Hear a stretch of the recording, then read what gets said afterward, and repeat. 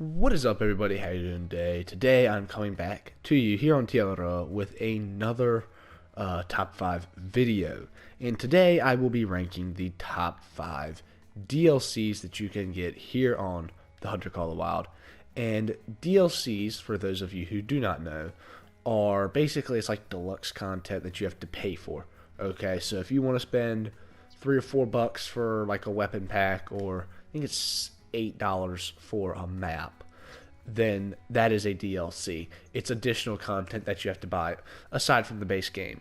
And just as a note for all of y'all, I am doing these DLCs as if you bought the base game, not the 2019 edition, not any of these other editions, just the base game, nothing else. And I'm also trying to stay away from maps. There are no maps on this list because I just did a video ranking the maps, and I feel like that would be something else entirely. I want just the DLCs, okay? So let's go on ahead and get into this. So it is night right now, and because of that, I'm sure you all can tell what the number 5 DLC is, and that is the high-tech hunting pack. And this DLC has several different things that come with it. Firstly, you have the night vision binoculars, which make it super helpful to see in the dark. Okay, like, I mean, I could see that red deer, no problem. If I was to try and use the regular binoculars, it would work, but it just makes it that much easier. Okay, they don't have the same glare when you spot something at night. What also comes with this weapon pack is the, let me find it right here, the Gen 0 night vision scope. And I don't really use the scope. I don't like it. It doesn't have great zoom. I don't enjoy using it. This is probably the worst part of the DLC. All the other parts are fantastic. This is probably just the part of the DLC, but it is in there. What else is in here? There is the Coder CB65 bow, and I will go ahead and go to the tent and show you this. If we was to go to bows, and here it is right here. These two bows right here, the Coder CB65, they are very good bows actually. Compared to the Razorback, they have a little bit more recoil, and not quite as much accuracy. I'm pretty sure the Razorback is the best bow in the game, but they are very good bows. And they also came with some tracer arrows, as well as, if we go in here to bow sights, the rangefinder bow sight, which is extremely helpful for those of us, me, who are very bad with bows and need a little extra assistance, you could say. So those are there, and this is a very nice DLC. It definitely is worth the $4 to get it if you plan on doing some night hunting, or to help you with your subpar bow hunting if you're like me. Our number 4 DLC is the Sasika Safari Trophy Lodge. And I tell you, everyone just has to have a place to put their diamonds and rares, or golds and silvers and bronzes if you feel like it. I mean, it's up to you. It is up to you to completely make this however you want. Everyone's is different. No two are the same. And that is the best part about it. And you can customize it. You can check out your friends' lodges, all that good stuff. You can put your best scoring animals, your lowest scoring animals, or like place for your first diamond. I mean, this animal is, for me, nothing insanely special. I usually don't keep Diamond Beseed Ibex, but he was my first diamond on this account. So it has a little sentimental value to me. So that's why he's in here. Anything that you feel like you want more than a screenshot of, put it in the Trophy Lodge. It's a great place for it. And I love this Trophy Lodge better than the Spring Creek Lodge, because one, it has a lot more room, has all these plaques for multi-mounts and everything, and it just has accommodations for a lot more big game. Spring Creek was very small game oriented. This lodge is a lot more big game oriented. I mean, just look at this. Walls of plains bison. Gotta love it. Diamonds of the 4 biggest animals in the game. So, I mean, it's just an overall fantastic place, and it is definitely worth the money for this trophy lodge. And here we are looking at our number 3 DLC, and that is the tents. This is a fantastic DLC because you can literally put these things anywhere on the map that you want. Literally anywhere. This entire map, if you wanted to, you could have a tent there. And they're great for several purposes. I mean, firstly, you can use them for grinding, which is what I use them for. I can put a tent down and get to zones a whole lot faster than running from all the outposts. It's a whole lot easier to put a tent up at this lake than trying to run there from this outpost. It's just more time efficient, and I can put it wherever I want to. Also, if you have lakes that you like to hunt that are just really far away from any outpost, like this lake, for example, I don't think there's a ton of them on Tiaroa that are all that far from an outpost. But if there's a certain area you want to get to, like down in here, then it's a good haul from any lodge. You can just put a tent right there. Makes it a whole lot easier. And if you also, in multiplayer, want to help someone kind of like get their map expanded a little faster, so that way they can unlock the lodges, you just put a tent at a lodge and they can get there to them. It just makes it that much simpler for them. I don't know.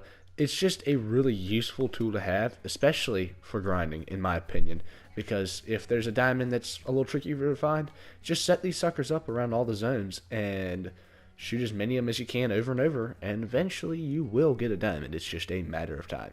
So that is why the tents are so amazing. Right now we are sitting in our number 2 DLC, and that is the Tripods and Tree Stands DLC. And in my opinion, this is one of the best, and my bad for still having the night vision scope on this gun. But this DLC is amazing if you want to grind animals. It makes such a difference, because I'll show you this real quick. For those of y'all who do not know, I will shoot this animal right here. And once he dies, there will be a quarter of the usual hunting pressure that there usually is.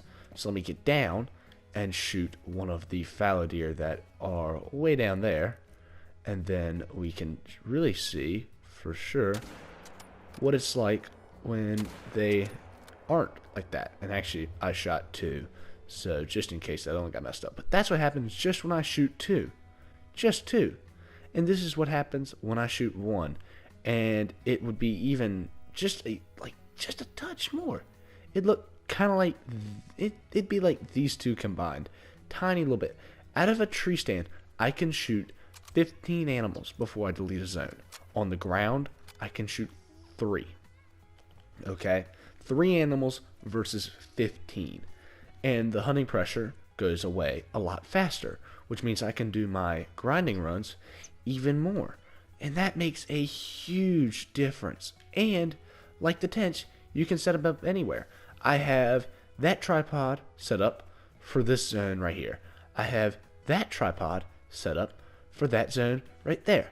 And that tripod right there is set up to get the ones on the back side of that hill that you cannot see from right here. And that is why it is so useful for those of y'all who want to grind for a diamond or a rare or a great one. Either way you want to do it, you can set these things up and do it in no time.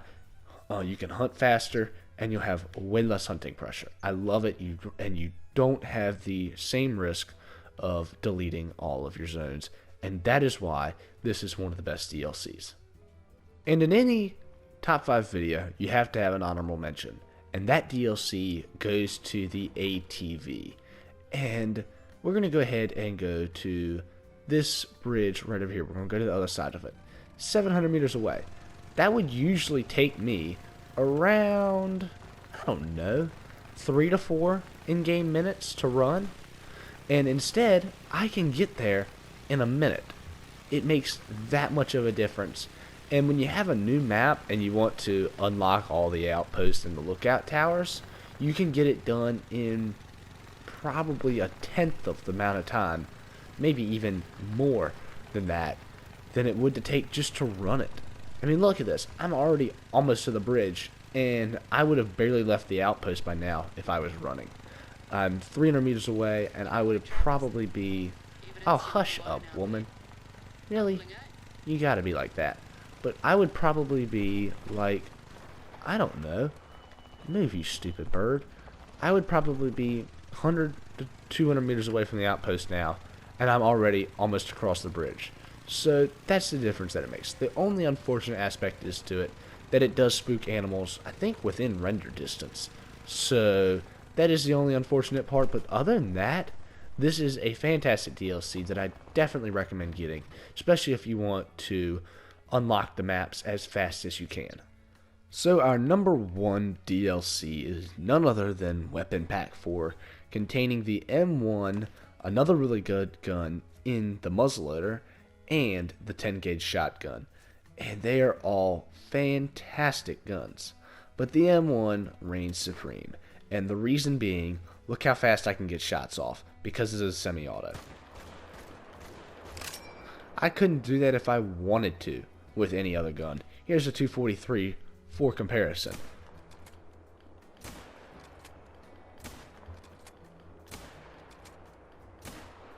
You see how much slower that is?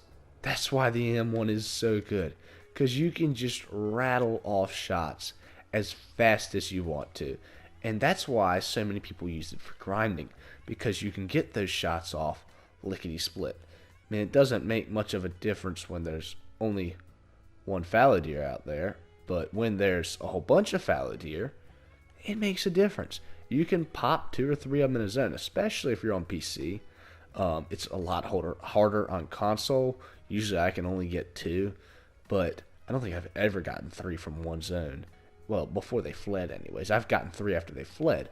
But on PC, I know people that can get 3. I think some people can even get 4 if they're ridiculously fast with it. But I think 4 is a little bit of a stretch.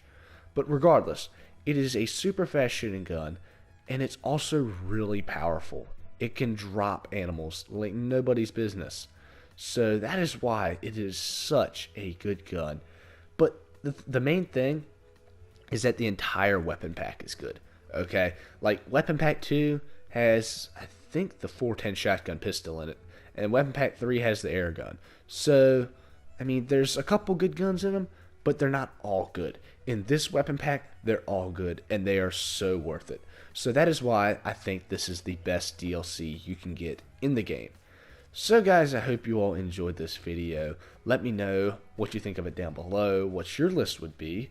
Are there any DLCs that you prefer better than these ones? Because I'm sure there are quite a few of you that do. There's always different opinions, and that is just fine. So, with that said, I hope you all have a wonderful rest of your day, and I will see you next time.